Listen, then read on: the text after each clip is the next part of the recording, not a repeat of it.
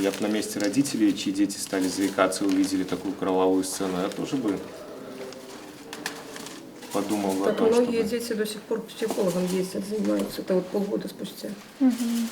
Какое Наш оправдание? город небольшой, мы все общаемся, знаем, что многие еще до сих пор ездят к психологам. Сами подумайте, какова должна быть причина, чтобы оправдать человека с таким поступком.